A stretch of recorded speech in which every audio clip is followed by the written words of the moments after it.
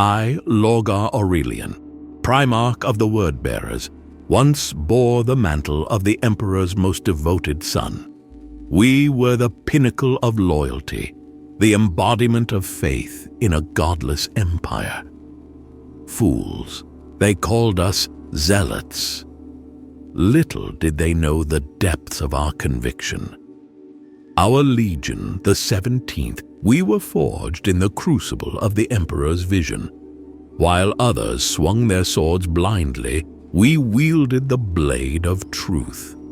The Great Crusade, a mere pretext for our true mission, to carve out the cancer of ignorance from the flesh of humanity. We didn't just conquer worlds, we conquered minds. Every planet we brought to compliance wasn't just another notch on the Imperium's belt. It was a soul saved from the abyss of superstition. We were the bearers of the imperial truth, the vanguard of enlightenment, in a galaxy drowning in darkness. Our devotion was unmatched, our faith unshakable. We didn't just obey the Emperor's will, we embodied it. Every word from his lips was gospel, every decree a holy writ. We built monuments to his glory that would make the mightiest cathedrals of old Terra seem like children's sandcastles. The 17th Legion was a force unlike any other. We were the Emperor's wrath made flesh, his judgment incarnate. Our brothers in other legions? Mere conquerors. We were executioners of ignorance, purgers of heresy. From our very inception, we bore the weight of our ancestors' sins. Every battle was an act of penance, every conquest a step towards redemption. We didn't fight for glory or honor. Such petty concerns were beneath us. Our war was against the very concept of defiance against the Emperor's will. You speak of bonds between legions? We had no need for such frivolities. Our purpose was singular, our focus absolute. While others reveled in the clash of arms, we fought with the grim determination of the penitent. Joy? There was no joy in our duty, only the cold satisfaction of a task completed. They called us the Imperial Heralds, a name bestowed upon us at our founding. It wasn't an honor, but a burden. We were the harbingers of the Emperor's ultimatum: submit or be annihilated. Where superstition and false faith festered, we brought the cleansing light of the imperial truth. Our methods were harsh, our resolve unshakable. We didn't just conquer worlds, we reshaped them in the Emperor's image. Every false idol toppled, every heretical text burned was a victory for mankind's future. We were not loved, but we were respected, feared. Our black-clad heralds, chosen for their unwavering devotion, were the vanguard of our crusade against ignorance. These heralds, they were a sight to behold. Some worlds surrendered at the mere sight of them, realizing the futility of their false beliefs. Others, well, they learned the hard way. Many of our heralds fell, torn apart by the very vermin they sought to save, but their deaths only fueled our righteous fury. When diplomacy failed, we unleashed hell. Our legion didn't fight with pomp or glory. War was our scalpel, excising the cancer of superstition from humanity's flesh. The true battle raged in the minds of men, long before and after the bullets flew. Once a world fell to us, we became its judges. We sifted through their knowledge, separating truth from lies. Libraries were emptied, their contents divided between enlightenment and damnation. Idols toppled, shrines desecrated. The guardians of falsehood, They burned alongside their precious relics, screaming their devotion to non-existent gods as the flames consumed them. We gave the conquered a choice: embrace the imperial truth or join the pyre. Many chose poorly. Their corpses fed the fires of progress. We didn't stop at burning books and bodies. The very stones that housed their lies were reduced to dust. Only when a world was stripped bare of its past delusions did we depart, leaving behind a populace reborn in the harsh light of reason. Terror itself felt our wrath in the final days of unification. We earned a new name then: iconoclasts. Our brother legions spoke it with a mix of awe and unease. They didn't understand. How could they? They hadn't seen the truth as we had. I was born of the stars, cast upon the pious soil of Colchis like a meteor of flesh and potential. The fools of that world, steeped in their archaic beliefs, saw me as a gift from their petty gods. If only they knew the truth of what I would become. Colchis, a backwater cesspit of superstition and ignorance. The stench of faith clung to every breath, every grain of dust.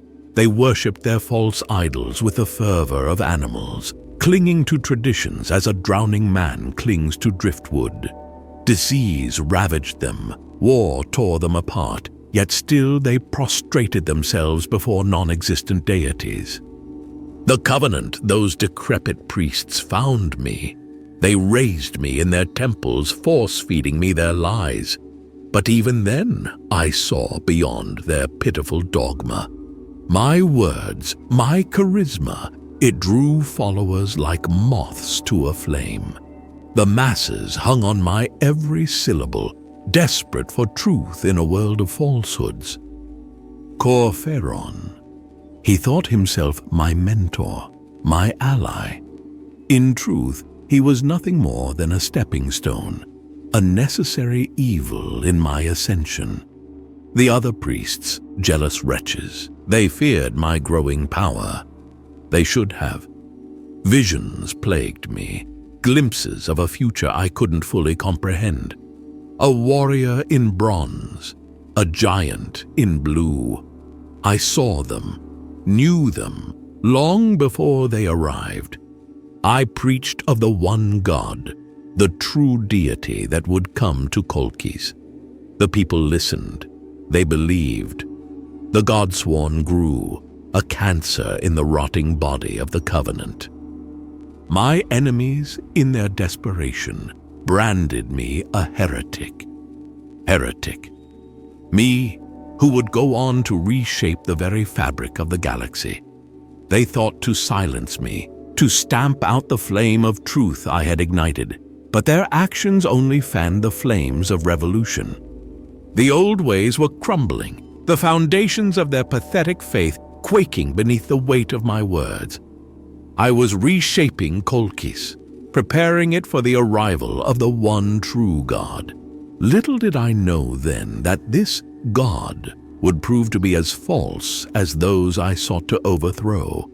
But in those days, my conviction was absolute, my path clear. The Covenant would fall. I ignited a war that consumed Colchis. My words were the spark, and the planet burned for 6 long years. Those fools from the Covenant thought they could silence me. Their blood stained the streets, their bodies paving my path to supremacy. The entire world was forced to choose, follow me or perish. Millions died, their corpses a testament to the power of faith. My faith. The war reached its crescendo when we stormed the Cathedral of Illumination. I led the charge, my hands bathed in the blood of those who once called themselves my teachers. Standing amid the carnage, I promised my followers a new God. The Emperor I called him, though I knew not his true name. Corferon, that old snake, still clung to his pantheon of false deities. His weakness would later prove useful. When he arrived, descending from the heavens with the Crimson Giant at his side, I knew. This was the fulfillment of my prophecies, the validation of every life I'd taken in his name. I fell to my knees before him, and a planet followed suit. The Emperor, my father, my God.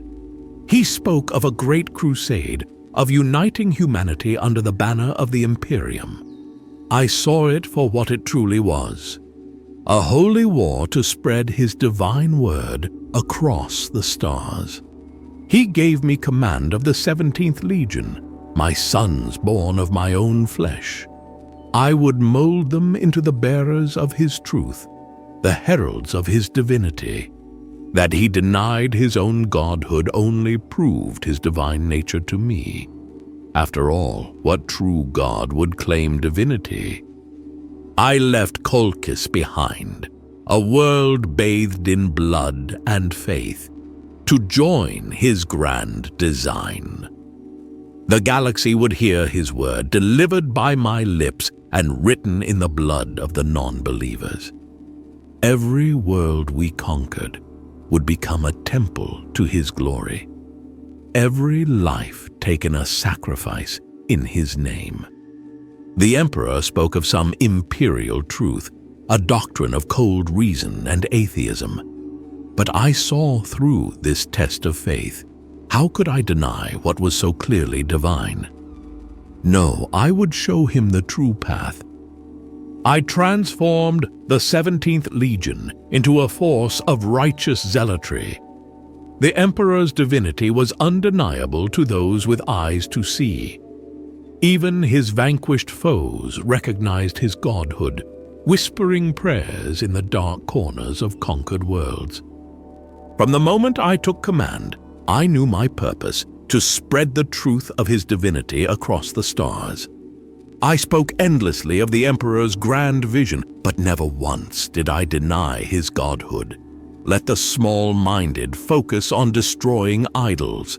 I was laying the foundation for a new religion. The Lectitio Divinitatus flowed from my quill, a testament to his divine nature. Little did I know then that this humble work would birth the very faith that would sustain the Imperium in the dark millennia to come. I wasn't alone in my conviction. Erebus, Corpheron, Halikgar, Maedro Vesar, Ustun Cho, they all saw the light. Through them I reshaped the soul of my legion. We were no longer mere conquerors. We were crusaders, each battle a holy war in his name. The old ways of the imperial heralds were cast aside. Devotion to an ideal? Victory? These were hollow concepts.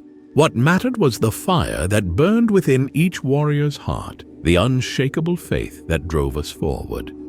As we marched across the galaxy, leaving compliant worlds in our wake, I instilled in my sons a higher purpose. It wasn't enough to simply win battles. We had to leave our mark on the very soul of humanity. Each world we brought into the imperial fold became a canvas for our faith. The fervor spread through the Legion like wildfire. My mere presence seemed to elevate my sons, as if they were basking in the reflected glory of his divine light. We were no longer just soldiers. We were his holy warriors. Each battle a sermon, each conquest a conversion. The other legions, blind in their ignorance, couldn't comprehend the transformation taking place within the 17th. They saw only the surface, the familiar tactics and strategies. But beneath the armor, within the hearts of my word-bearers, a revolution was brewing. I elevated the role of ceremony within my legion. The old ways were not enough. We needed rituals to strengthen our resolve, to remind us of our holy purpose. The black-clad heralds of old became something greater, chaplains, the beating heart of our spiritual might. These chaplains, they were my voice among the ranks, ensuring that every warrior understood the weight of our crusade. When we put a city to the torch or executed the enemies of mankind, it wasn't mere destruction. No, it was a sacred rite, a cleansing of the galaxy in his name. I remember standing over the ashes of a defiant world, listening to the chaplain's sonorous voice as he intoned the death rites. The gray flakes fell upon our bowed heads like a benediction, each mote a testament to our unwavering faith. The language of my legion evolved, infused with the mysticism of Kolkis. Apostle, Athame, Creed. These words became our battle hymns, our prayers. Some whispered of heresy within our ranks, not realizing that what they called heresy was the purest form of devotion. I reshaped the soul of my legion, a task that took decades to complete. It was a subtle campaign, one that required the same finesse as my brothers Fulgrim and Gilliman used on the battlefield. I spoke to the hearts of my sons, planting the seeds of faith that would blossom into unshakable devotion. The chaplains were my instruments, my vanguard of faith. Through them I spread the truth of the Emperor's divinity, brother by brother, squad by squad. New fraternities emerged within our ranks, ostensibly mirroring those of other legions, but in truth, they were conduits for our sacred creed. Some might wonder how warriors who once cast down false gods could embrace such beliefs, but they failed to understand the nature of the fanatic. My sons needed a cause to fill the void in their hearts, and I gave them the grandest cause of all, the worship of the one true God Emperor. As we fought across the galaxy, our ranks were replenished with new recruits. These fresh minds, unburdened by the old ways, eagerly embraced the faith we offered. The Kolkisian recruits, already steeped in religious fervor, took our new doctrine to heart. Slowly, inexorably, the old guard of Imperial heralds faded away. They died in battle or embraced the new faith, their doubts washed away in rivers of blood spilled for the Emperor. With each passing year, our conviction grew stronger, our purpose clearer. When the last of the old iconoclasts had fallen, when every warrior in my legion burned with the fire of true faith, I knew the time had come. We cast aside the name Imperial Heralds and embraced our true identity, the Word-bearers. To the ignorant masses of the Imperium, our new name merely reflected our role in spreading the imperial truth. But we knew better. We were the bearers of the true word, the heralds of his divinity. I was different from my brothers. They reveled in bloodshed, while I sought to elevate humanity through faith. My conviction in the Emperor's divinity was unshakable, a truth I yearned to share with every world we conquered. I saw the emptiness in the eyes of those we liberated, their old beliefs shattered, left with nothing but ash and despair. How could I, knowing the divine nature of our Father, deny these lost souls the comfort of true faith? My brothers, they sneered at my methods, called me weak, fools. They left trails of corpses across the stars while I planted the seeds of eternal devotion. Our chaplains and preachers moved among the conquered, not just with swords, but with words of salvation. I personally delivered countless sermons, my voice a beacon of light in the darkness of ignorance. The devotional works we produced, volumes upon volumes extolling the Emperor's divinity and righteousness, each word a brick in the foundation of a faith that would outlast empires. My brothers might have conquered faster, but their victories were fleeting. Mine would echo through eternity. I forged a new imperium within the Emperor's domain, one built on the bedrock of faith. Whispers began to circulate among the other imperial forces. They spoke of our rituals, our zeal, our fervor. Some even dared to suggest we had fallen prey to the very superstitions we once purged. They couldn't comprehend the magnitude of our holy work. The Emperor and his war council, in their lofty isolation, remained blind to our grand design. The sheer scale of the Great Crusade made absolute knowledge impossible. They trusted us to act as the Emperor would wish. If only they knew the true extent of our loyalty. It wasn't faith that finally drew their attention, but the cold calculus of conquest. Our pace had slowed, they said. Where other legions claimed dozens of worlds, we took but a handful. They couldn't see that we were building something far greater than mere compliance. They sent their bureaucrats, their bean counters, to investigate our conquests. These small-minded functionaries found their answer, though they lacked the wisdom to understand it. We lingered after our victories, not out of weakness, but because true conversion takes time. We rebuilt cities, raised temples, reshaped entire societies in his image. And yes, we taught them the truth, that the Emperor was no mere man, but the one true God of all mankind.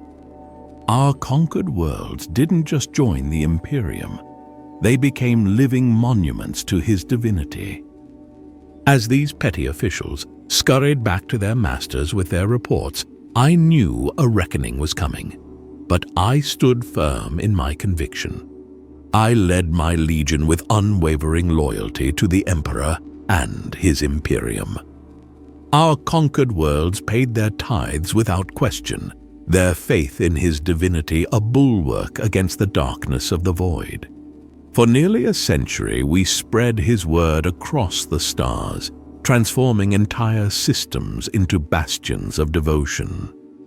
The Emperor, he tolerated our faith, or so we thought. We were his most zealous sons, our every action a testament to his divine glory. How could he find fault in our devotion? But whispers reached us of his growing frustration. They said we were too slow, that our conquests lagged behind those of our brother legions, as if the number of worlds taken mattered more than the depth of their conversion.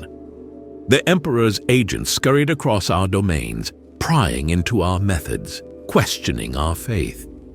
Then came the edict. Cease our religious activities, they said. Spread the imperial truth instead of his divine word. As if cold reason could fill the void in men's souls that only faith could satisfy. I struggled to comprehend his decision. How could he deny his own godhood? How could he expect us to strip away the very thing that gave meaning to our conquests, that bound our subjects to the Imperium with unbreakable chains of devotion? The Emperor's disapproval hung over us like a storm cloud, growing darker with each passing day. I knew he was gathering evidence, building his case against us. Perhaps he hoped I would see the error of my ways, that I would willingly abandon the faith that had defined our legion for so long. Guilliman, the Emperor's chosen instrument of our humiliation. How fitting that he would send the Ultramarines, our mirror image, to tear down all we had built. The first star fell like a sputtering ember, crashing into the heart of the once pristine city. The midnight markets fell deathly silent as the sky wept trails of fire. The masses parted, their eyes fixed on the monstrous thing that descended upon them. As it drew nearer, the truth became apparent. This was no celestial body, but a machine of war. It belched flames from howling engines, leaving a wake of acrid smoke that reeked of scorched metal and alien chemicals.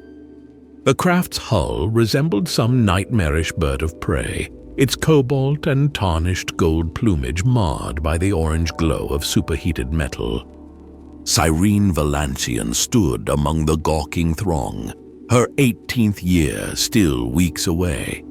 Around her, whispers turned to chants, then to frenzied prayers. The air vibrated with a thunderous roar of more descending craft, each breath tasting of ash and fuel. The Leviathan before them bore the insignia of the Holy Eagle, now blackened and twisted from its violent descent. Cyrene's vision swam, memories of childhood scripture lessons clashing with the horrific reality before her. The elders in the crowd wailed and prostrated themselves, recognizing not just holy iconography, but a nightmare from decades past. As people fell to their knees in supplication, an old crone clawed at Cyrene's flowing shul robe. "They have returned," she croaked, spittle flying from her withered lips. The crowd's chanting reached a fevered pitch. When the hag's gnarled fingers raked across Cyrene's leg again, the young woman violently shook her off. "Don't touch me!" Cyrene snarled, her hand instinctively reaching for the Qatari blade concealed beneath her dress. Steel glinted in the hellish light as Cyrene unsheathed her weapon. "I said, don't touch me, you decrepit bitch!" The old woman hissed a curse and turned back to her prayers, leaving Cyrene to face the descending horrors alone. The acrid stench of thruster smoke seared Cyrene's throat as she struggled to steady her racing pulse. The so-called angels of the god Emperor had returned, but she felt no rush of reverence, no urge to prostrate herself before these metal-clad deities. "They have returned," the old crone mumbled, her rheumy eyes fixed on the sky. "They have returned to us." "Yes," Cyrene spat, "but why?" Without warning, the vulture-like craft's doors clanged open, a ramp screeching downward on rusted hinges. The crowd's chanting crescendoed, a cacophony of desperate prayers and frenzied weeping. Cyrene stood alone, the last pillar of defiance in a sea of groveling sheep. The first angel emerged from the dissipating smoke, and a shard of ice pierced Cyrene's gut. This wasn't right. This wasn't how it was supposed to be. "Wait," she whispered, her protest lost in the din of worship. The figure's armor bore no resemblance to the Holy Scriptures. There were no sacred parchments, no winter-gray hues of the God Emperor's true messengers. Instead, it gleamed a deep, malevolent cobalt, trimmed with bronze that shimmered like tarnished gold. Its eyes glowed an unholy red behind a faceless mask. "Wait!" Cyrene's voice grew stronger, fueled by rising panic. "These aren't the bearers of the word." The old woman beside her hissed and spat, but Cyrene's gaze remained locked on the approaching abomination. More emerged from the craft's maw, each bearing weapons that would crush a mortal man. "They are not the bearers of the word!" she shouted, her words finally cutting through the din.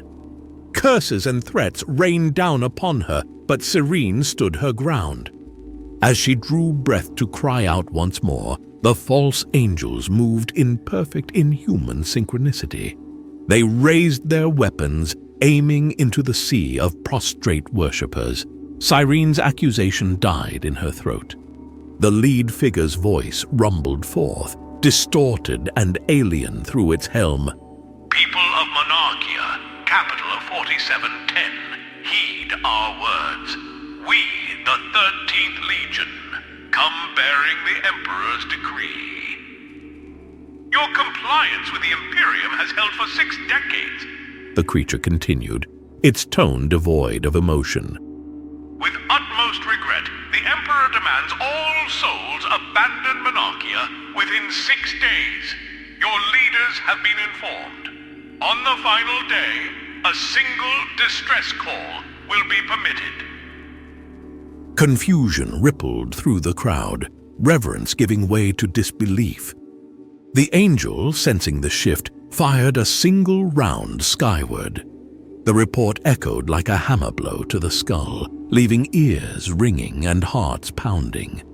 Evacuate by dawn of the 7th day. Gather your belongings. Leave the city.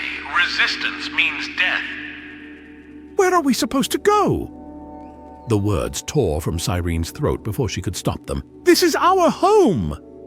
The angel's weapon swung towards her. Those nearby scrambled away, leaving her exposed and vulnerable.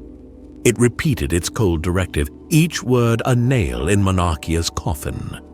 Cyrene's mouth went dry. Around her, the crowd's mood soured.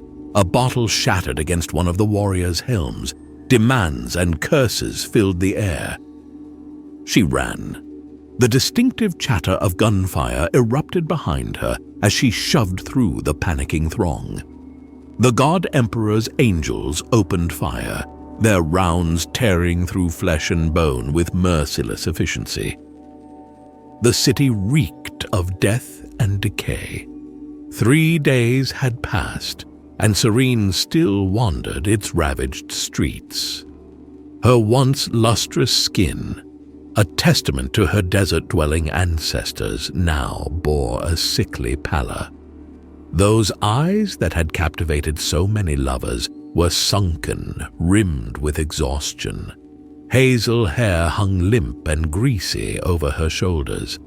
Cyrene's mind clung to memories of her former beauty, but the reflection that stared back from shattered storefront windows told a different tale.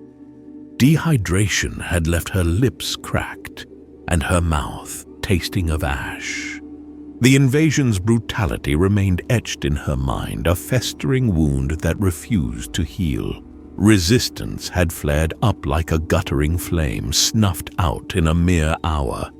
At the Tophet Gate, protest turned to riot, then swiftly to slaughter. From the dubious sanctuary of a nearby church, Cyrene had watched it all unfold. The invaders, claiming imperial loyalty while desecrating everything holy, cut down citizens with mechanized precision.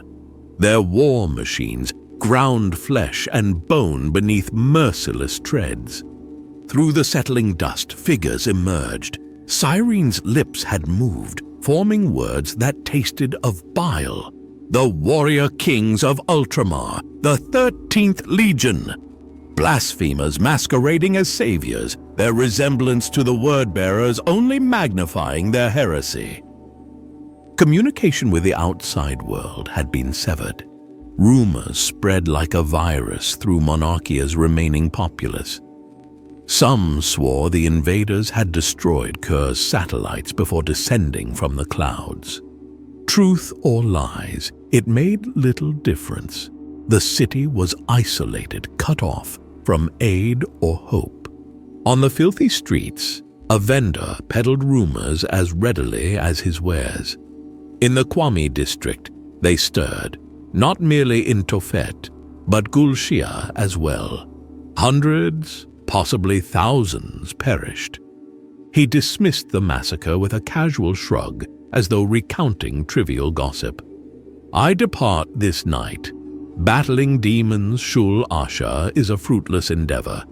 Cyrene's response was a mute smile, appreciating the old world formality he used for her title. Yet what words could meet such dire news? The city was clamped tight under invader control, a sterile soil where no seeds of dissent could sprout. The purge catalyzed a mass exodus from Monarchia, district by district. As the city gates flung open, humanity poured forth in unending streams.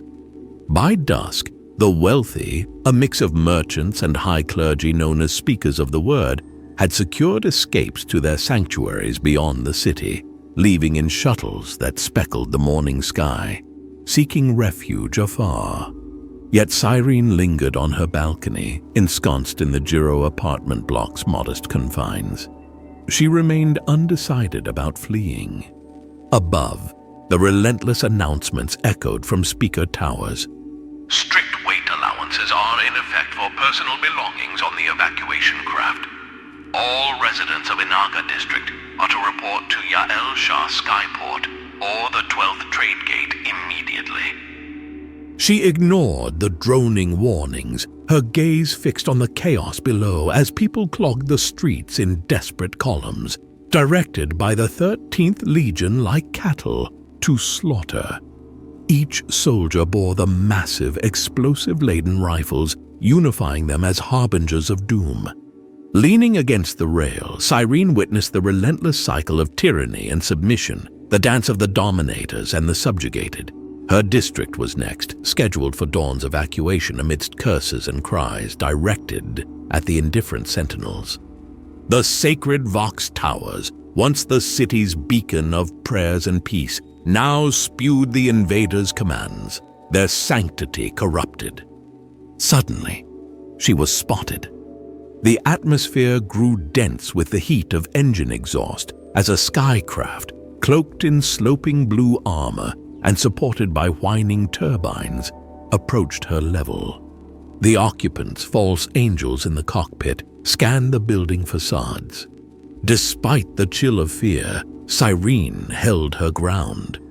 The craft hovered nearer, its rotor fans blasting hot air. The gunner adjusted a control on his armor, his voice cutting sharply over the engine's roar. Citizen, this sector is being evacuated. Proceed to street level immediately. Cyrene inhaled sharply, yet remained still, her defiance silent but resolute as the warrior exchanged a glance with his pilot before his gaze returned to her steadfast presence. Citizen, this sector is being I heard you, Cyrene shouted back, her voice slicing through the clamor of the craft's engines. Descend to street level immediately. Why are you forcing this upon us? She yelled, defiance swelling in her tone. The gunner shook his head, his hands tightening around the massive weapon mounted before him, leveling it at Cyrene. The barrel, as wide as her head, stared ominously at her. Panic surged through her veins, urging her to flee. Why are you doing this? She cried out, anger fueling her courage. What have we done to deserve this exile? We remain faithful to the Imperium, to the God Emperor. The false angels paused, statuesque and silent. Cyrene braced herself for the fatal blow, a grim smile flickering across her face. To die this way would leave nothing for burial. Citizen.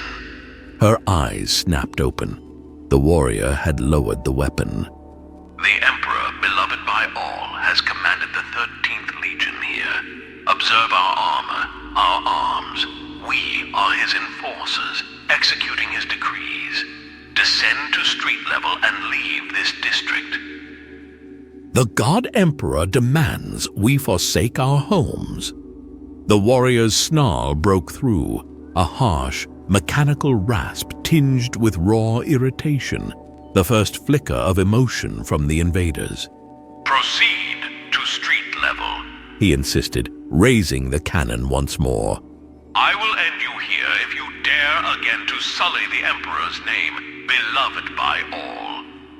Cyrene spat defiantly over the balcony's edge. I will go, but only to seek the truth behind this madness. May a reckoning come from it. The truth shall reveal itself, the warrior retorted as the craft began to pull away. On the dawn of the 7th day, look back upon your city. There you will find the enlightenment you seek.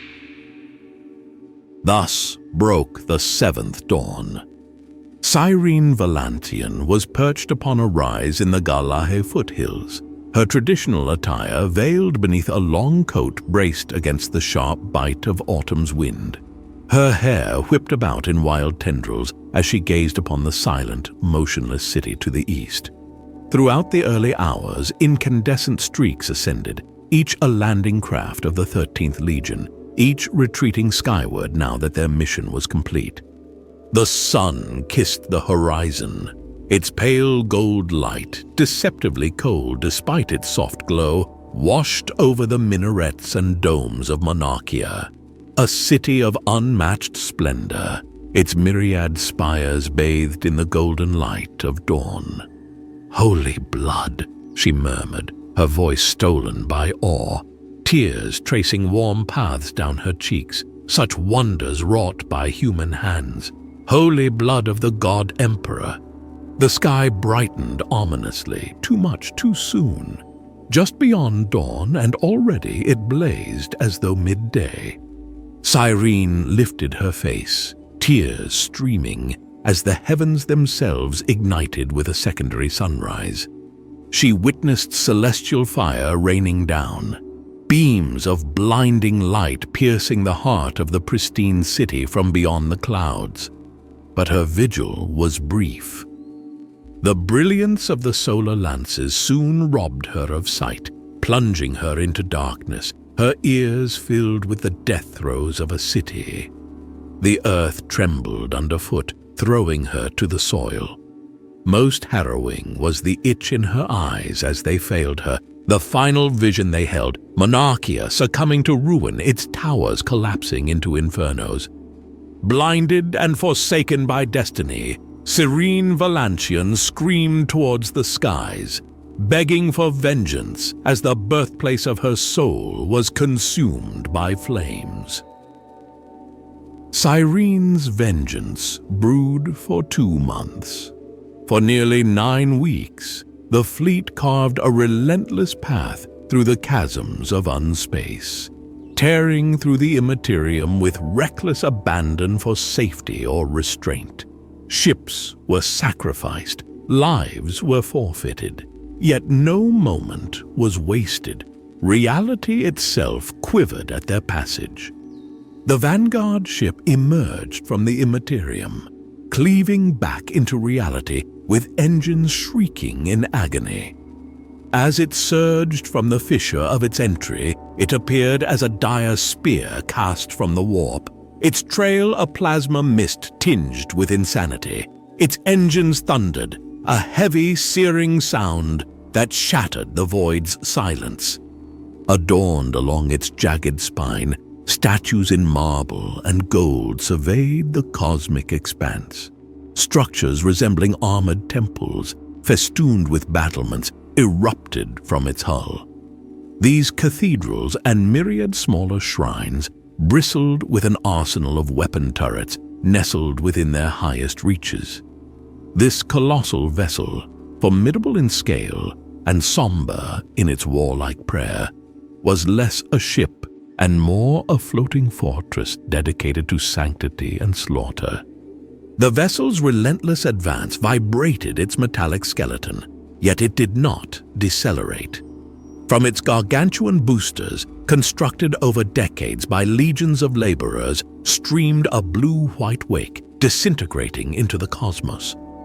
The ship's bow bore a massive ram, a metallic eagle, its wings swept back in eternal aggression, clutching a steel tome in its talons. Its beak was agape in a silent, eternal scream, its eyes cold mirrors reflecting the stellar void. Other ships tore through reality, emerging from the warp as lesser streaks of gray, a barrage of arrows darkening the stars.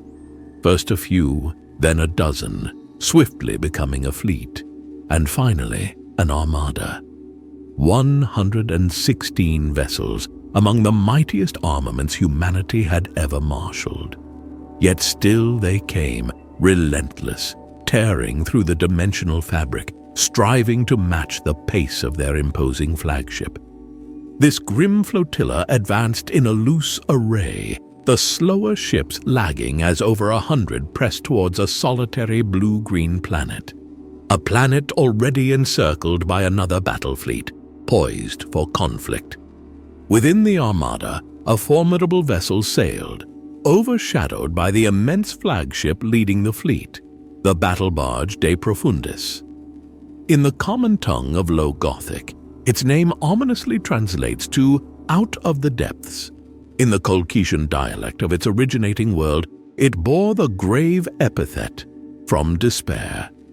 As the ship steadied in real space, the tremors that had racked its frame subsided, and the temporal engines replaced the overtaxed warp thrusters. The captain of De Profundis ascended from his imposing command throne, crafted from ivory and darkened steel, adorned with scrolls of devotional texts. The throne dominated a dais at the bridge's heart, flanked by 3 figures in granite-gray battle armor, their eyes fixed on the expansive oculus that comprised the entire forward wall. The display revealed a spectacle of chaos. Even before clashing with the enemy, disorder ravaged the fleet, as if the rage of each captain infused their ship's paths with frenzy instead of the required precision. The chapter master's armor vibrated with power, its cables connected to the energy pack on his back. His warplate, ornate beyond typical Astartes standards, boldly proclaimed his martial feats. Engraved on his pauldrons, in the runic script of Colchian cuneiform, were verses celebrating his victories and tally of vanquished foes. Adorning his left shoulder, a bronze book with pages alight overlaid the runic inscriptions. Each flame, meticulously crafted from red iron, was welded onto the book, creating an illusion of flickering fire under the right light. Encircling one of the slanted red eye lenses of his menacing helm was a stylized, spiked star forged from brass, a motif that echoed throughout the De Profundis, from its hull to its towering structures, marking it as a vessel of the chapter of the serrated sun. Each vessel in the fleet was adorned with its own set of emblems: the osseous throne, the crescent moon, the coiled lash, a lexicon of symbols cast across the void like runes on a shaman's stones. The gaze of every warrior, officer, serf, and slave aboard was fixed on the planet Gur and its capital city, which once gleamed from space. Now it was visible only as a dark smudge tarnishing a vast expanse of the continent. Dumos's visage seemed carved from the ancient metamorphic stones of Terra's Himalayas, not far from his birthplace 2 centuries prior. Laughter came easy to some. Dumos was not among them. His humor was of a darker vein. Once his subordinate, the 7th captain, had remarked that his scarred visage was a chronicle of wars no one wished to fight. Deimos cherished the memory of that comment, appreciating Argoltal's bleak attempts at humor. Shaken from his reverie by the unfolding scene through the oculus, Deimos watched as his fleet fanned out in a loose attack pattern, some ships still gaining speed while the scouts and outriders began to falter, their engines cooling from their initial fury. "What am I witnessing?" Deimos demanded. "Initial Auspex findings are coming through now," reported the officers, clustered around the tri-faced scanner table, their uniforms a stark gray to match the chapter master's armor. The master of Auspex turned ashen. I... Deimos fixed his steely gaze on the humans. "Speak, and swiftly. The fleet in geostationary orbit above Monarchia is identified as Imperial, sir." "So it is confirmed," Deimos intoned, his gaze piercing the master of Auspex, a seasoned officer whose voice belied his age as he frantically adjusted the dials on the large display screen. "Continue." "They're Imperial, verified, not our adversaries. A torrent of transponder signals is overwhelming our sensors, each one openly broadcasting their presence to our entire armada." The unease within Deimos did not ebb. Rather, it burrowed deeper into his psyche, unearthing the echo of that haunting plea. "Return to us," it had implored. They called themselves the 13th Legion. "Return to us, we beseech you." Deimos allowed the disquiet to settle back into the quieter strata, of his consciousness. He needed clarity. His gaze fixed on the oculus as gray-hulled ships decelerated. Their engines exhaling weakened bursts of fire, several vessels broke from the formation, disrupting the symmetry of their assault. Indecision, undoubtedly. No captain seemed sure of their course. The once pristine fury of their charge was disintegrating, beyond salvage as ships faltered and diverged. Surrounding them, the massive fleet on the brink of conflict powered down their armaments. The tactical dance hesitated, marked by a palpable reluctance. It was as if the captain's emotions seeped into the very hulls they commanded.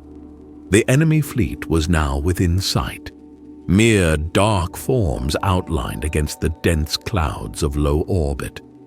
Domos addressed his lieutenants, gathered on the lower tiers of his dais. Now, we unearth the truth behind this turmoil. "Today ends in darkness," proclaimed the seventh captain, a badge of the serrated sun circling his left eye. "We grasp the truth. We recognize our brethren's deeds. No words will soothe the Primarch's grief. No logic will tame his fury. You know this as well as I, Master." Dumos nodded. He harbored a fleeting concern that the Lex might not slow, that it would plunge like a relentless gray spear into the core of the enemy fleet, its guns ablaze with deadly intent. Brother against brother, Astartes against Astartes. Once, such a thought might have coaxed a smile for its sheer heretical audacity. Not today. "We are being hailed," announced a Vox officer from his station. Finally, a fleet-wide message, the voice that mattered most, breaking through. The message spilled across the bridge, garbled by interference but unmistakably heartfelt. "My sons." No distortion could mask the pain and love woven into those words. "My sons, we have arrived at Kur. The final plea from Monarchia awaits our response. Today, we bear witness with our own eyes to the devastation our brothers have wrought upon the perfect city." The 4 Astartes warriors stationed around the command throne exchanged a fleeting look, their faces obscured behind the visors of their Mark III helms. Each felt the quiver in their progenitor's voice resonate within them.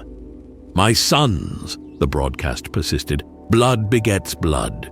We shall uncover the truths we pursue by day's end. This I vow to—" Abruptly, the message was severed, not by chance, but cut through by a more dominant signal that usurped the Vox network, silencing the words of their own Primarch. This new voice was deeper, more frigid, yet undeniably earnest.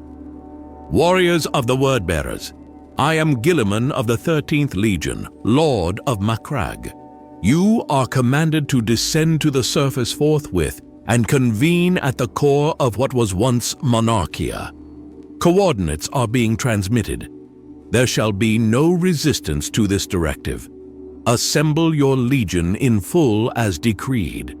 That is all." With those final words, the voice faded into a heavy silence.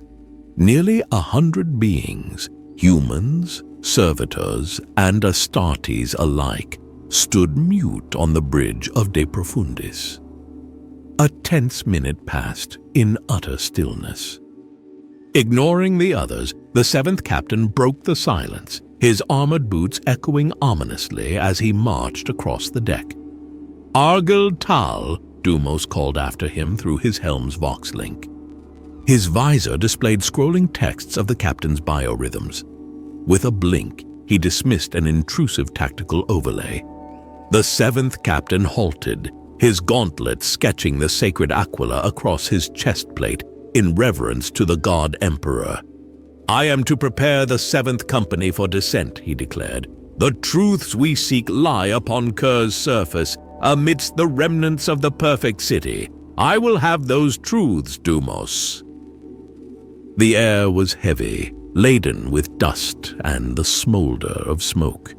The earth below was a dark desert of ash, punctuated by patches of glass and marble melted by intense heat, glittering in the sunlight until shattered beneath their steps. Argyll Tal inhaled, the recycled air of his suit mixing the sweat and chemical scent of his enhanced blood. Yet he resisted fully sealing his armor, each breath drawing in the acrid stench of brimstone and charred earth from the desolate landscape. Around him nothing remained upright. The air was thick with the dust of obliterated marble, clinging to the word-bearers' armor as they stood in the epicenter of Monarchia. Oath parchments and prayer scrolls affixed to their warplate dulled under the weight of the settling dust. Argyll Tal surveyed his warriors amidst the devastation, some aimlessly sifting through rubble, others frozen in contemplation, and he struggled to find the words that the moment demanded. Yet the right words eluded him. The Vox unit crackled to life, and Zaffin's identifier rune lit up the corner of Argyll Tal's red-tinted visor. "We stood here 6 decades past," Zaffin approached his captain, his armor's rare gold trim now dulled by dust. Amidst the ruins, the chaplain of the 7th Company was indistinguishable from his brethren, all rendered equals in the dust of Monarchia. "This very spot, do you remember?" Zaffin asked. Argyll Tal gazed across the wasteland, haunted by visions of what once was, the spires and domes, now nothing but ghosts in the mist. "I remember," he affirmed. This was the public plaza of the Inaga sector. He pointed southward, where every view was a vista of devastation. There stood the Tophet Gate, a gathering place for preachers and traders. Zaffin nodded, the serrated star marking his eye matching Argyll Tal's, symbols of their brotherhood. The weapon at his back, a ritual Crozius Arcanum shaped like a spiked sphere of dark iron and threaded with silver, affirmed his role as a chaplain of the word-bearers. Their conversation dwindled into silence until the stark quiet was shattered by the descent of more gunships. Their thrusters screamed through the atmosphere, their landing claws striking the scorched earth. Ordinarily, the pungent scent of flame and oil from their engines would dominate the senses, but here it was lost in the greater devastation. Bulkheads groaned and ramps clanged down. 100 more warriors from the 17th Legion disembarked, their formation dissolving as they confronted the scope of the destruction. The Astartes of the 15th Company, their armor emblazoned with the sigil of heaped human skulls, the chapter of the osseous throne, voiced their disbelief and rage into the void. Argyll Tal tapped a rune on his visor, rejoining the general channel, tuning into the collective grief and fury of the new arrivals. Argyll Tal issued a subdued greeting. Nearby warriors snapped salutes, their respect transcending the boundaries of chapter allegiance. Above all, they were bearers of the word. As more thunderhawks ripped through the sky, searching for landing spots amid the chaos, the congestion of gunships complicated further deployments. The skies swarmed with the reverberations of engines laboring to sustain flight, stitching the horizon with trails of heat and noise. Occasionally, darkness swept over as a stormbird passed, its massive frame eclipsing the sun, heralding its descent with deafening roars as it delivered whole companies to the ground. Wandering aimlessly, Argyll Tal trampled over shattered stone. Eventually, he sealed his armor's vents, weary of the sulfur-laden air of Monarchia's tomb. The acrid fumes assaulted his enhanced senses, prompting him to switch to the suit's internal filtration as he navigated the scarred landscape. The terrain was a quilt of craters, remnants of the Ultramarine's orbital barrage. His armor's stabilizers hummed, adjusting to the ragged earth underfoot.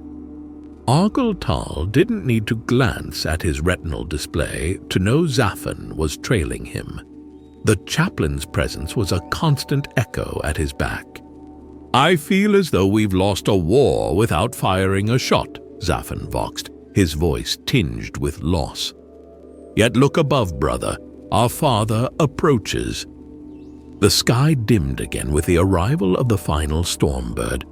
Its golden hull caught the sun, scattering beams of light. Argyll Tal's visor adjusted to reduce the glare.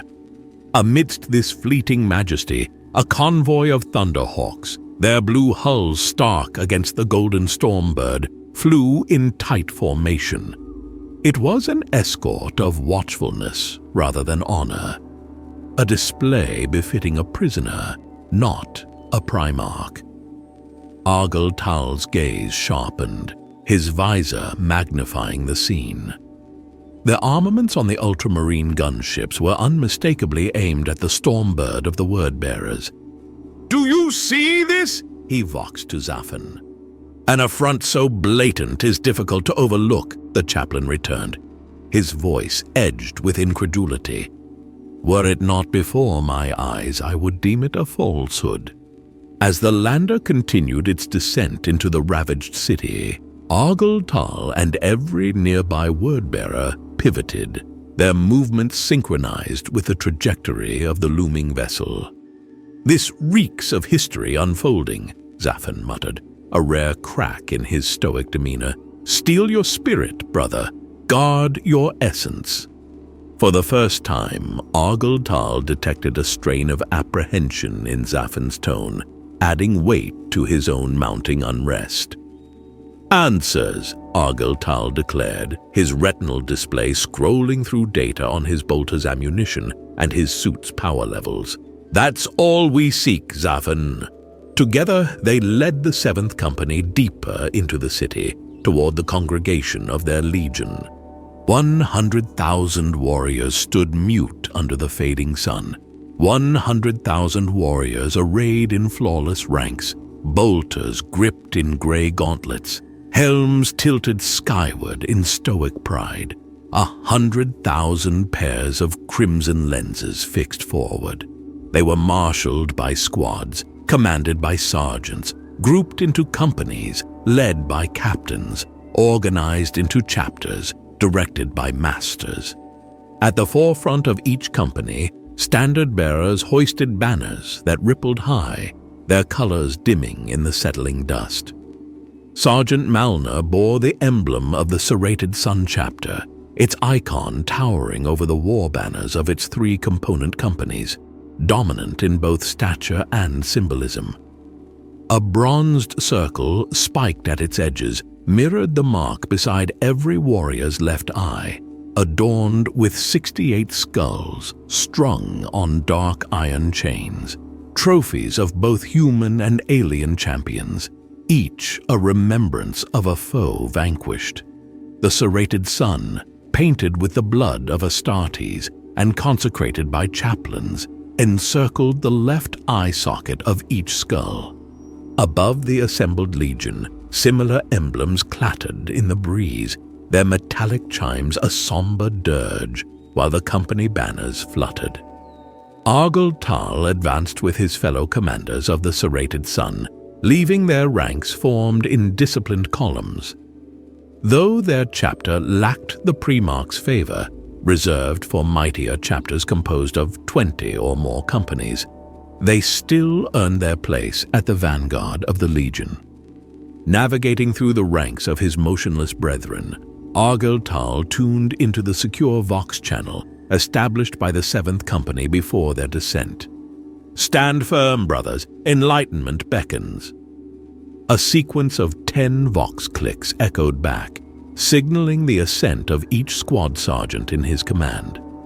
Quiet acknowledgements passed between captains as they lined up in precise formation, their armor adorned with the insignia of their respective chapters. Before them, the Golden Stormbird was flanked by 6 Ultramarines Thunderhawks, their hulls marred and scorched from the ordeal of atmospheric entry. A captain stepped out of line, his movement sending a subtle shudder through the ground. Clad in the formidable Terminator armor, freshly forged on Mars, First Captain Corferon stood distinctly apart, his stature imposing. His warplate was as robust as a battle tank's outer shell, adorned with gauntlets whose talons were as long and curved as ancient scythes, threaded with intricate circuitry primed to empower the blades with electrical force. Corferon, unmasked and starkly visible among helmeted peers, bore no trace of warmth or grace. His features were harsh and skeletal, a visage marred by perpetual disdain, a sneer as if all he tasted was bitterness and ash. This was the only expression Argyle had ever seen him wear, every encounter revealing the same pallid, death-like countenance. "I despise him," Zaffin hissed through the vox, barely audible. "He hides behind that armor, masking 1,000 frailties. I despise him, brother." Argyle stood resolute, bolter cradled against his chest. This was not the first time he had heard such venom from the chaplain, and he had no words to quell his friend's fury.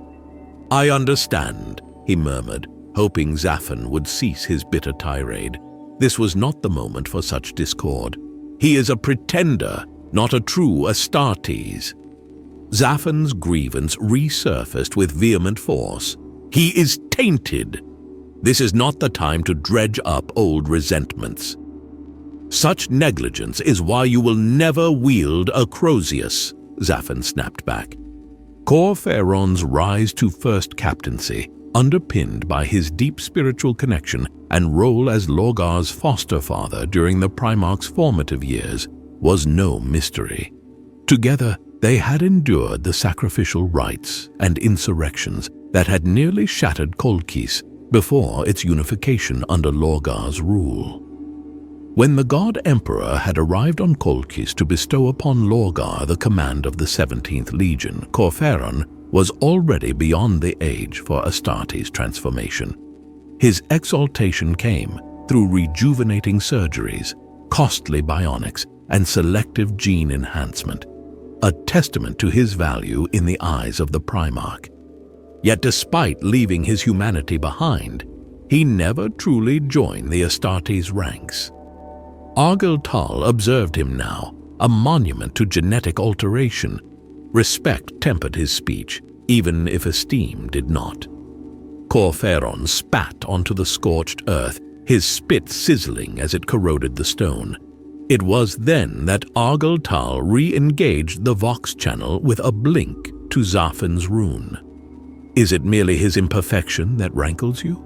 Or does it also chafe that his triumphs outshine ours? Zaffin's laughter was a dark rumble. His Crozius rested on the ground, its head touching the dust. He stands beside the Primarch in every campaign. He leads the first company, our finest, and dons Terminator armor. Only a fool would falter with such advantages. I've listened to his sermons, brother. Like you, I find no fondness for him, yet I cannot dismiss his command of the word. His acumen ignited my spirit. He turned the tide of a global conflict when he was but a mortal cleric. Do not underestimate him now. Zaffin's tone hardened. Impurity is inexcusable. The Primarch chose him, Argyle countered, his voice gaining an edge. Does that hold no weight for you? I harbor no doubts about our father's judgment, Zaffin admitted reluctantly. Before Argyle could discern further thoughts, Zaffin fell silent, possibly sensing a reprimand in his brother's tone. Prepare yourselves, Corferon commanded, his voice grating against the silence, as harsh as his deathly visage. The Primarch approaches. Those words lingered as the ramp beneath the Golden Stormbird's cockpit began its descent, unfurling smoothly. Argyle exhaled slowly, tension knotting his muscles as his primary heart accelerated. Despite the absence of combat, his secondary heart began its own deliberate rhythm, a somber echo to the first. A solitary figure descended the ramp, and the seventh captain felt the prick of tears he dared not shed, his eyes fixed on the shattered earth. It had been nearly 3 years since he last beheld his Primarch. Absence from such divine radiance felt like an exile into shadow, a void devoid of enlightenment. The Vox network softly hummed with the hushed reverence of countless word-bearers whispering their patriarch's name. Many expressed gratitude for the privilege of his presence once more. The air was filled with their muted chants, barely louder than breaths. Among them, Argyltal remained initially silent, offering his silent thanks to fate. 3 years of warfare shrouded in darkness, clinging to the hope of this reunion. Now, any lingering suspicions about the Ultramarine's summons dissolved with each synchronized beat of his hearts. The figure halted. Argyltal sensed the stillness without seeing it, the absence of footsteps on the charred soil marking the moment. Then he spoke, uttering a name seldom used outside their brotherhood, who carried Lorgar's blood and waged wars across the stars with Crozius and Bolter. "Aurelian," he murmured, his voice just one among many in a sea of whispers.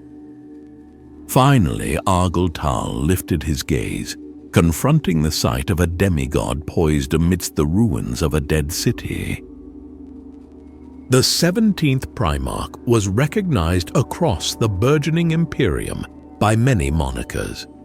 Worlds subjugated in the wake of his legion's conquests revered him as the Anointed, the 17th Son, or more poetically, the bearer of the Word. Among his brethren, the Primarchs, he was known simply as Lorgar, a name bestowed upon him on his native world of Kolkis amid the tumult preceding the Emperor's advent. Like many of his kindred, he bore an informal epithet, a mark of esteem common across the 18 legions. While Fulgrim of the 3rd Legion was esteemed as the Phoenician and Ferrus Manus of the 10th Legion was dubbed the Gorgon, the Lord of the 17th Legion was called the Urizen, a title derived from the obscure lore of ancient Terran mythology. Now, none among the assembled 100,000 warriors uttered those names. As the Wordbearer's Legion, arrayed in its awe-inspiring entirety in immaculate formations, each of his progeny whispered his true name, as though summoning his essence through the utterance. Aurelian, they intoned together, Lorgar Aurelian, Lorgar the Golden One. Thus was the Patriarch known amongst his devoted. The 17th Primarch cast his gaze over the sea of grey-armored warriors, his creations destined to enact his will. He paused, perhaps overwhelmed momentarily by the sheer scale before him. Those nearest observed a spark of contemplation ignite within his eyes. "My sons," he spoke, his voice imbued with a melancholic warmth. "It heartens me greatly to behold you all." Gazing upon one of the God Emperor's sons was akin to beholding a vision of divine perfection. Even the enhanced senses of an Astartes warrior found it challenging to comprehend such presence. When Argyltal first encountered Lorgar as a boy not yet 11, the experience haunted his dreams with confusion and agony for weeks. The Legion's apothecaries, guardians of the neophytes, were well acquainted with this reaction. Turion, the apothecary responsible for Argyltal's transformative surgeries, had once explained the phenomenon to him within the stark confines of an isolation cell designated for Legion acolytes. The nightmares are a natural response. They will diminish as you adapt. Your consciousness is grappling with the enormity of what it has witnessed. "I'm not certain what I beheld," the boy had confessed. "You witnessed the son of a deity. Such sights are not meant for mortal faculties. Adjustment will take time." "It pains me to close my eyes. Remembering him brings pain. That pain will not be eternal. I wish to serve him, the young boy had vowed, his voice quivering with the remnants of his nocturnal terrors. I will serve him. I swear it. Turion had merely nodded, then spoke of the grueling ordeals that lay ahead before the boy could claim the title of an Astartes. Argyll Tal had barely listened. His thoughts were elsewhere, not yet ready to embrace the dawn breaking weakly through the cell's lone window. Decades later, memories of Turion lingered. The apothecary had fallen in battle 40 years ago, and Argyll Tal cherished a relic from that day.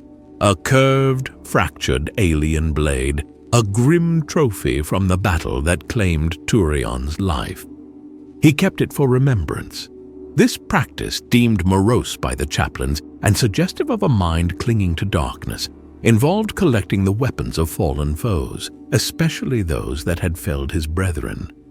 Argyll Tal looked up. "Blood demands blood," Lorgar proclaimed to the assembled warriors in the scarred basin of Monarchia. "Blood demands blood."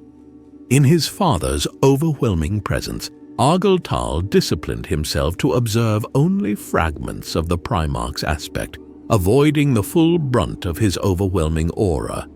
Lorgar's eyes, mirroring the frosty gray of Kolkis's winter skies and accentuated with dark kohl, glimmered intensely against his radiant golden-hued skin.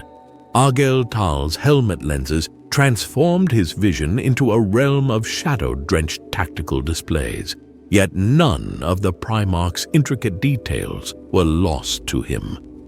The gold-inked Kolkisian glyphs that adorned Lorgar's alabaster skin were clearly visible, winding in tight, precise rows from his bald scalp to his jawline, each symbol a prayer, a prophecy, or a plea for divine strength.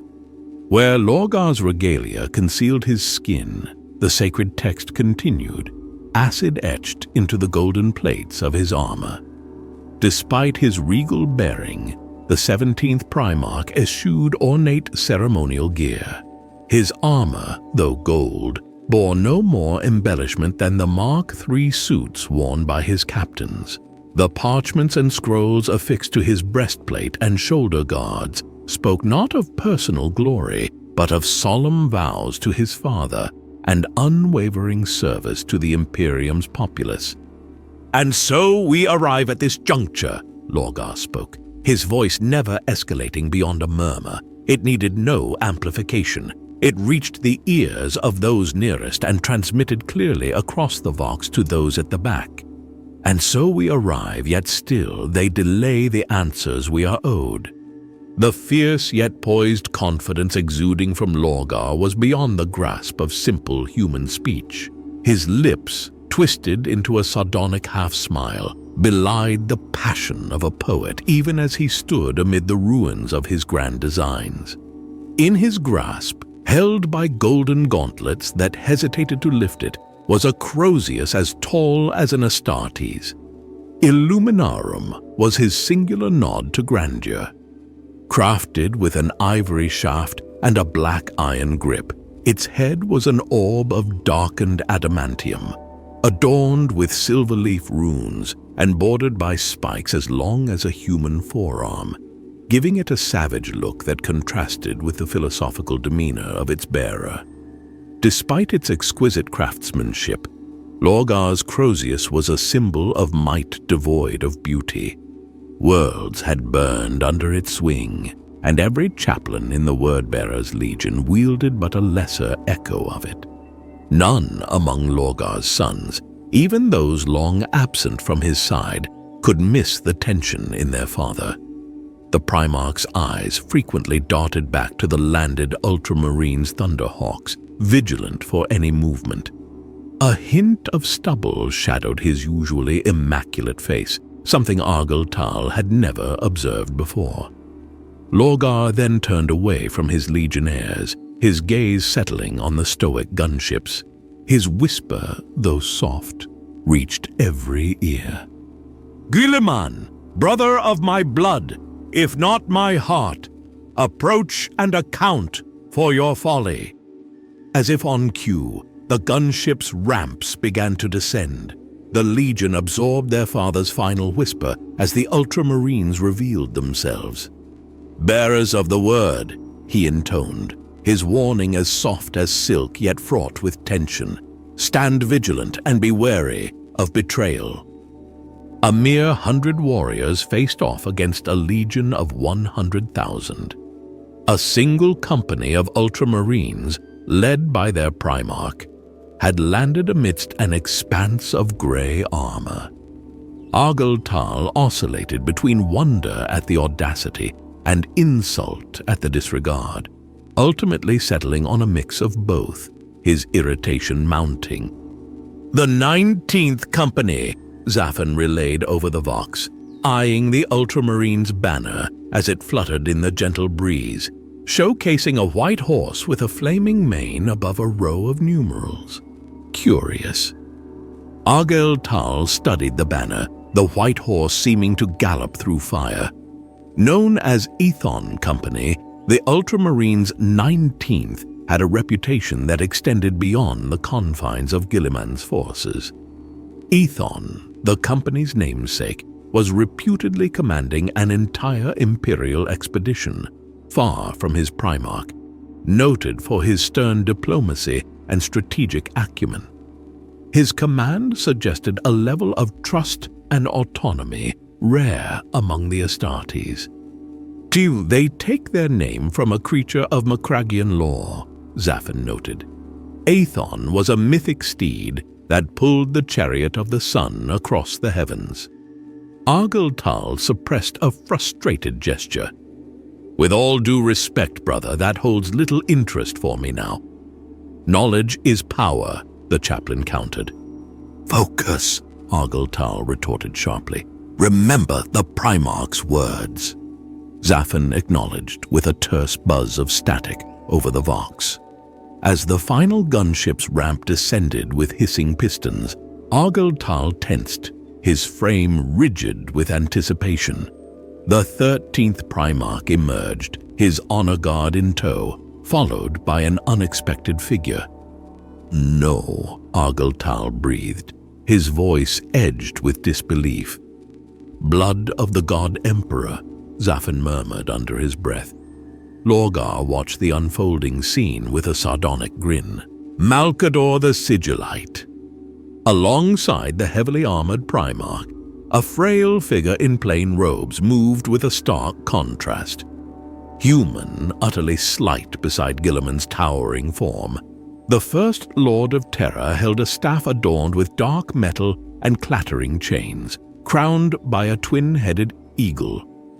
Guilliman himself was armored in a blue reminiscent of Terra's ancient seas, trimmed in gold and mother-of-pearl that caught the nascent moonlight. "What madness is this?" growled Cor Phaeron, his voice thick with uncontainable fury. "Peace, my friend," Lorgar said softly, his eyes never straying from the line of warriors before him. "The answers we seek are within reach. Captains, forward!" At his command, 100 captains stepped ahead, their bolters and blades ready in gauntleted hands.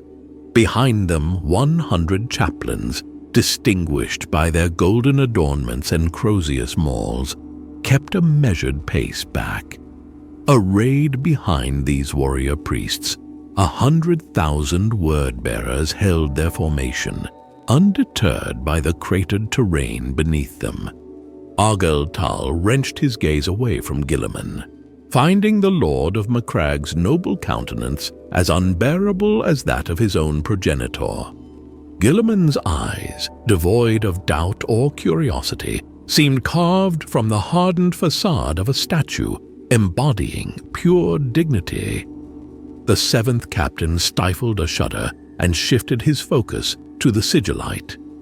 Malcador was too human to invoke fear, yet too pivotal to be disregarded. The Emperor's foremost confidant, standing here, seemingly endorsing the Ultramarines' ravaging of the perfect city.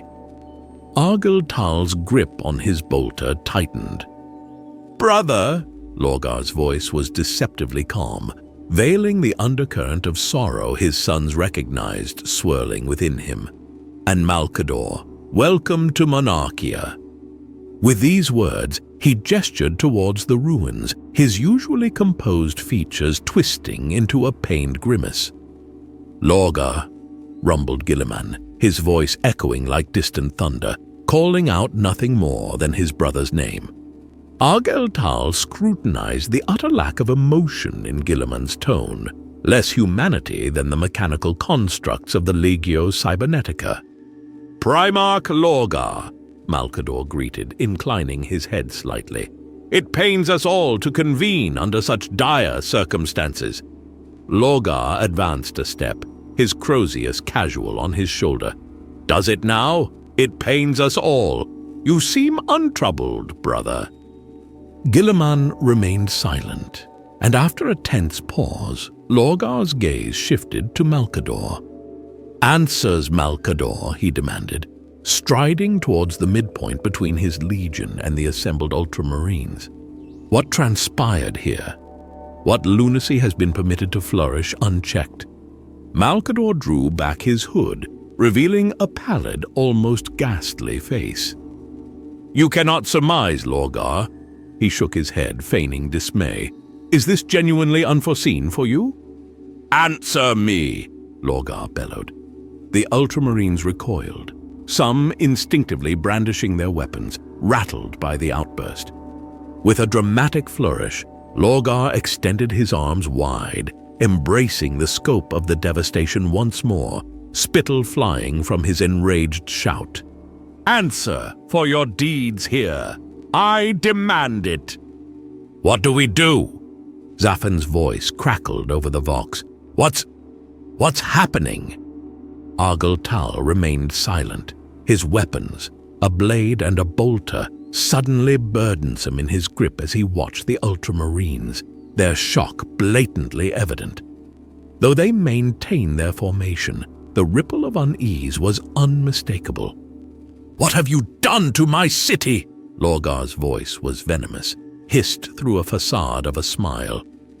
"It was not compliant," Malkador replied, each word measured with a deceptive calm. "This culture, this world, was not Liar! It was the epitome of compliance!" Several Ultramarines edged back, uncertainty flashing across their faces. The word-bearer's Vox network picked up fragments of the Ultramarines' anxious communications. Among them, only Guilliman remained stoic. Even Malkador seemed unsettled, his grip tightening on his staff as he confronted the Primarch's fury. "Lorgar. They chanted my father's name in the streets. Lorgar, they honored him at every dawn." Lorgar advanced, his eyes fierce and unyielding as he bore down on the Emperor's advisor. "Answer me, human. Justify this when every place of assembly bore statues of the Emperor." "They worshipped him," Malkador countered, lifting his gaze to meet Lorgar's. Half the size of the Primarchs, he stood defiant. "They revered him." He searched Lorgar's golden visage for understanding, finding none. Taking a breath, he brushed a speck of spittle from his cheek. "They worshipped him as a god." "You plead my case for me!" Lorgar's voice broke as he let his Crozius clatter to the ground. He stared at his hands, now clenched as if ready to claw out his own eyes. "You stand amidst the ruins of perfection, admitting this city was destroyed for naught? Did you traverse the galaxy to confess that you've lost your feeble mortal sense?" "Lorgar," Malkador began, only to be silenced mid-sentence by Lorgar's wrathful backhand. The impact sent a chilling crack through the air, snapping bones. Malkador was flung across the battlefield, his body skidding to a stop in the dust. Face to face with Guilliman, Lorgar bared his teeth. "Why did you do this?" "I was commanded to do so." "By this insect?" Lorgar scoffed, gesturing dismissively toward the crumpled form of Malkador. "By this maggot!" The word-bearer's Primarch shook his head in disgust and returned to his legion. "I shall take my legion to Terra and report this madness to our father myself. He is aware." The feeble utterance came from Malkador. Rising with faltering strength, blood coloring his lips, he struggled to his feet. Guilliman gave a slight nod, prompting two Ultramarines to move to assist the Emperor's confidant. Malkador, still bent with pain, gestured for them to stop. With an outstretched hand, his staff flew from the ground into his grasp. "What?" Lorgar, unsure he had heard correctly, demanded clarification. The battered First Lord of Terra leaned on his staff, his eyes shut tight. "I said he knows! Your father knows!" "You lie!" Lorgar hissed, his tone seething with rage. "You lie, and it is only by fortune that I do not end you for such blasphemy." Malkador offered no counter. Instead, he tilted his head skyward, eyes closed, and sent his thoughts out. Without a spoken word, his psychic voice echoed powerfully in the minds of all present. Word-bearers, Ultramarines, and every soul within miles dot. "He will not hear me, my lord." Lorgar stilled, his fingers inches from his fallen Crozius. Guilliman, in his most significant gesture since their arrival, turned away from his furious brother. It wasn't with revulsion, as Argeltal initially suspected, but in a blank, emotionless manner, merely shielding his gaze. With his eyes still shut, Malkador faced the sky, toward the orbiting fleets. As Lorgar stepped back, his lips silently formed the words, "No, no, no," as though his whispers could sway destiny. Then the universe around them erupted in blinding light. The displacement of air culminated in a thunderous boom, akin to a sonic blast. But it wasn't this that staggered Argeltal. He was no stranger to teleportation technology, having traversed such ethereal paths himself, and his helmet systems usually muted the disruptive sounds to bearable levels. Nor was it the brilliance of a teleport flare that forced him to shield his eyes. His armor's sensors would typically adjust his visor to dim the blinding light instantly. Yet, he was rendered blind, overwhelmed by a gold radiance, fierce as molten metal. The Vox was overrun with the cries of his brethren, each voice echoing the same affliction, though their words seemed distant, muffled by a cacophony that shouldn't have been possible. It wasn't a malfunction of the Vox system. The tumult was internal, a relentless crashing wave that skewed his equilibrium. Blind and nearly deaf, Argeltal felt his bolter slip through his fingers. Staying upright demanded every ounce of his strength. Lorgar Aurelian witnessed none of this chaos. No blinding gold, no deafening psychic onslaught. Instead, he beheld 6 figures arrayed with purpose, 5 unknown and 1 painfully familiar. Behind them, the Ultramarines, unaffected by the sensory maelstrom, knelt in disciplined ranks. Only Guilliman and the Sigillite stood defiant. Lorgar's gaze settled on the 6. The 5 encircled the familiar, clad in resplendent gold armor, their scarlet cloaks cascading from broad shoulders, long halberds with heavy silver blades held steadfast in unyielding grips. Custodians, the Emperor's personal guard. His eyes then shifted to the 6th figure, merely a man. Despite a youthful vigor, lines of age etched his visage, displaying a paradox of stern gentleness and fleeting expressions. Depending on the angle, he appeared as a beleaguered old man or a timeless hero caught in the vigor of youth, a warlord with a steely gaze or an elder close to tears. Lorgar focused on those eyes, finding a residual warmth of love and trust, now giving way to a chilling blend of disappointment and disdain. "Lorgar," the man spoke, his voice a quiet force, treading a fine line between aversion and affection. "Father," Lorgar addressed the Emperor of Mankind. Vision returned, dispelling the oppressive darkness that cloaked Argyll Tal in utter vulnerability, an emotion he found repulsive, crawling over his skin like countless tiny insects. Through his dimmed visor, he discerned a towering figure enveloped in a halo of blinding white light. Surrounding this figure, warriors in gold armor and cloaks wielded ornate spears with a proficiency that betrayed their deadly purpose. Each stood as tall as an Astartes, unmistakable in their stature. "Custodes," Argyll Tal uttered, his voice strained against the brilliance assaulting his senses.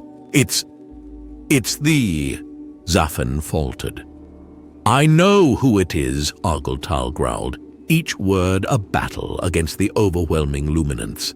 Then the voice enveloped them, a psychic command that struck with the subtlety of a warhammer.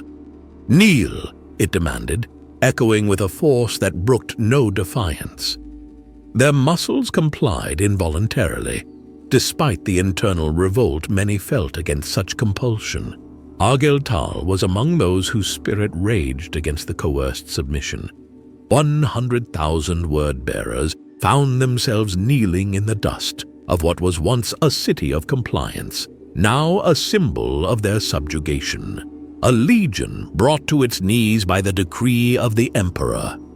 Lorgar cast a glance over his shoulder, surveying the stark tableau of his legionaries prostrated before him. A spark of fury ignited within his eyes as he turned back to face the Emperor. "Father," Lorgar started, but was cut off by a dismissive shake of the head. "Kneel," the Emperor commanded, his visage framed by dark hair that mirrored the hue of Lorgar's own rough stubble, a bitter echo of their kinship. "What?" Confusion mingled with defiance in the Primarch's voice. His eyes briefly sought Guilliman, standing erect and unyielding, before returning to the Emperor. Lorgar touched his face, fingers brushing across his eyes as though to dispel a haunting vision. "Father." "Kneel, Lorgar." Argyll Tal's jaws clenched as Lorgar submitted to one knee. His primal instincts, initially fierce and defiant, began to ebb, overtaken by the familiar comfort of doctrinal faith. It seemed right, after all, to kneel before the God Emperor. He forced his twin hearts to calm, even as the degradation of divine compulsion stung his pride. Yet the spark of rebellious fury flared anew within moments, ignited by the sight of the Ultramarines rising at Guilliman's signal. Their eyes felt like daggers of judgment as they watched him bow. One legion stood proud under the gaze of the Emperor, blessed by their Primarch, while his own was brought to its knees amid the ruins of what was once perfection. This scene reflected a hauntingly familiar ritual for the word-bearers, enacted under countless alien skies. Where lesser legions might celebrate conquest with wild abandon, the sons of Lorgar embraced victory with solemn dignity. They knelt in the conquered cities, absorbing the sermons of their chaplains, the rite of remembrance, a sacred moment to honor fallen brethren and contemplate the legion's divine mission. Sweat traced chilling paths down Argyll Tal's face, his body on the brink of succumbing to tremors as his muscles tensed, resisting the unnatural posture forced upon him. His armor creaked with restrained might, a cruel parody of the Legion's hallowed ceremonies. Then the voice came again, this time bearing the long-sought truths. Lorgar, peering into the inscrutable countenance of the Emperor, listened as the words flowed forth. "You are a general, my son, not a high priest. You were forged for war, for conquest, to bring humanity under the banner of truth. No, the Emperor interrupted, his eyes closing momentarily as a vision of Monarchia, vibrant and alive, filled Lorgar's mind. This is worship. This is the poison of truth. You proclaim me a deity and create worlds languishing under the same falsehood that has nearly doomed humanity time and again. The people are joyful. The people are misled. They will burn when their faith crumbles. My words are steadfast.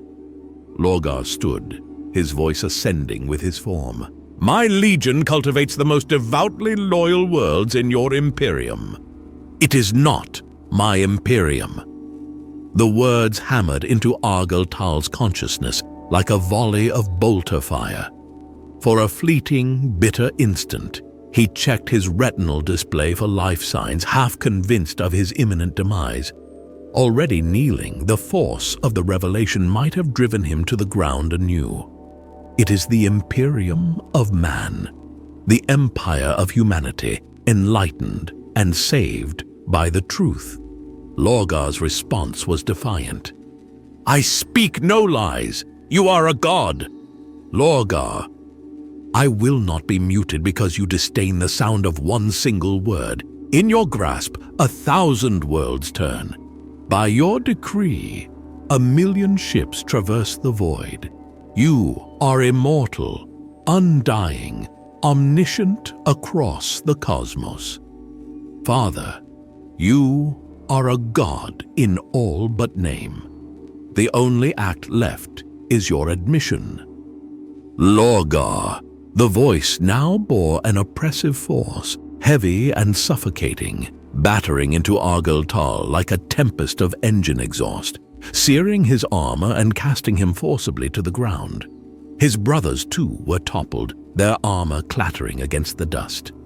Amidst this tempest of unseen force, scriptures tearing from his armor, Lorgar stood resolute and pointed accusingly at his progenitor. You are a god. Acknowledge it and dispel the falsehood. The Emperor remained unyielding, his head shake not one of defeat, but of serene denial. You are blind, my son. Your adherence to archaic beliefs threatens us all. Let this end, Lorgar. End this by listening to me. The psychic gale abated as abruptly as a thunderclap ceasing. Lorgar remained steadfast, though he trembled, not from fear, but from an agony his legion could not see. Blood trickled from his ear, staining his neck's inked scriptures. I am listening, Father, he uttered. The 7th captain forced himself upright, stumbling momentarily before the stabilizers in his armor corrected his balance. Among the word-bearers, he was one of the first to regain his footing. Others remained trembling on hands and knees or writhed in spasms, their twitching limbs stirring the dust around them. Argyll Tal extended a hand to Safin, pulling him to his feet, to which he received a grunted acknowledgement. Word-bearers, heed my words. Among all my legions, you stand guilty of failure. You boast numbers second only to the 13th, yet your conquests lag, your victories hollow. The pain was too intense to face the figure radiating white gold light, surrounded by a halo of psychic fire, proclaiming through thunderous words the futility of their sacrifices. You linger on compliant worlds long after their conquest, driving the masses towards a counterfeit faith, founding cults built on naivety and deception, erecting monuments to falsehoods. All your efforts in the Great Crusade amount to nothing. While others thrive and bolster the Imperium, you alone have disappointed me. Lorgar recoiled from the blinding presence, finally raising his hands as if to shield himself from the relentless glare. Conduct warfare as you were forged to. Serve the Imperium as you were destined Today's ruin marks the end of your misguided path. Let it also signify the rebirth of your legion." The Primarch managed only a feeble "Father" as the air boomed with the Emperor's departure to the stars. The Ultramarines stood by in silence, observing the humbled, kneeling word-bearers. Nearby, the custodians remained with Guilliman, who spoke quietly with their leader, his helmet marked by a red crest matching his cloak. Corferon struggled to his feet, his movements laborious even as his Terminator armor's servos whined in protest. Neither Argel Tal nor Zafan moved to assist. Both headed towards their Primarch instead. As the word-bearers staggered upright, Lorgar finally collapsed to his knees. Surrounded by the ruins of their once glorious mission, the Emperor's golden sun looked out over the devastated city and his dishonored legion with vacant, unweeping eyes that reflected no recognition of the place or understanding of how they had come to this moment. Argel Tal reached him first. Driven by instinct, he removed his helmet, disengaging the seals at his neck, standing bareheaded before his Primarch. "Aurelian," he murmured. For the first time, Argel Tal inhaled the charred air of Monarchia without the mercy of filtration. It bore the stench of oil burned over a millennium of industry. Zafan's earlier observation haunted him now. It smelled of defeat. He hesitated to touch Lorgar. His hand hovered just shy of the Primarch's shoulder as he whispered his father's name. Lorgar's bellow was deep, prolonged, and beyond what any human lungs could sustain. When the cry waned, Lorgar's fingers trailed through the debris. He smeared his face with the black ash, marking himself with the remnants of the obliterated city.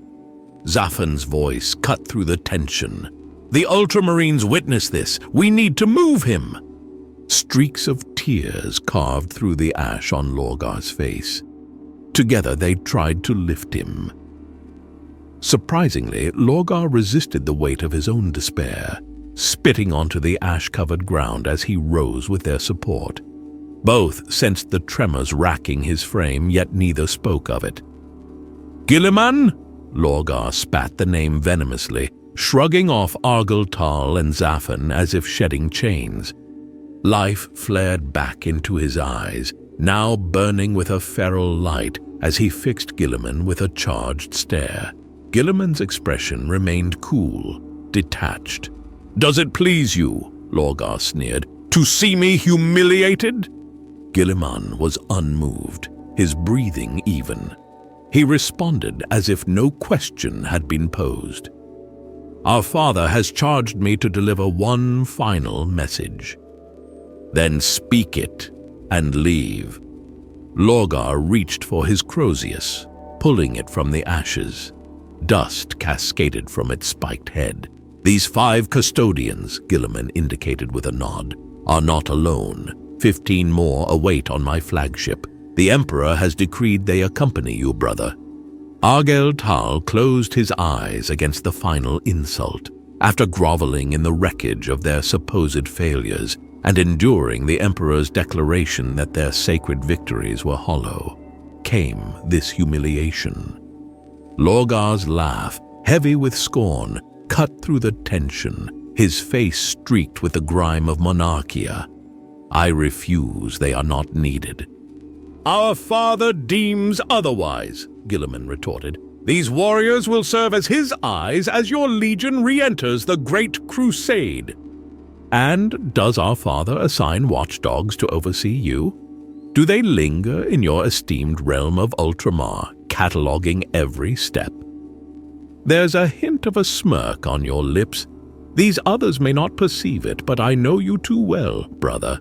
Our sons might overlook the amusement in your gaze, but I am not so easily deceived." "You always had a vivid imagination, Lorgar. Today has only confirmed that." "My faith is my fortress," Lorgar hissed. his teeth grinding together. "You lack heart, devoid of soul." Disdain twisted his once angelic features. "One day may you feel as I feel. Would you still smile if Ultramar bled, Tarentus, Espandor, Calth? You should return to your fleet, brother." Gilliman's stance relaxed, revealing the golden aquila across his chest, its wings catching the light. "You have duties to attend to." The strike was swift, the aftermath resonating through the air like the tolling of a great bell, a sound almost beautiful in its violence. A Primarch lay prostrate, encircled by his legionnaires. No one had ever seen such a sight. Argyll Tal's bolter was drawn, trained on the Ultramarines who mirrored his readiness. 100 guns aimed at 100,000. The 7th captain struggled to find his voice. "Hold your fire," he breathed into the vox. "Do not fire unless fired upon." Lorgar hefted his immense Crozius onto his shoulder, his eyes flickering with a mix of rage and doubt as he glared at the downed Lord of Macragge. "Never mock me again, brother. Understood?" Gilliman's assent was measured, tinged with reluctance. The golden eagle on his breastplate now marred by a stark fracture. "You overstep," came Malcador's softer interjection, leaning heavily on his staff. "You go too far. Silence, worm. Next time you exhaust my patience, expect worse than a mere strike," Lorgar snapped. Gilliman stood, his expression blank as he faced his brother once more. "Are you finished, Lorgar? My duties call me back to the crusade." "Come, my son." Corferon's voice dripped with contempt towards Gilliman, even as he addressed his Primarch. "We have much to deliberate." Lorgar exhaled deeply, the fire of his anger waning, leaving him exposed to his own shame. "Yes, back to the ships." "All companies!" Corferon's command cut across the vox. "Return to orbit!" "Yes, first captain," Argyll Tal and the others responded. "By your command."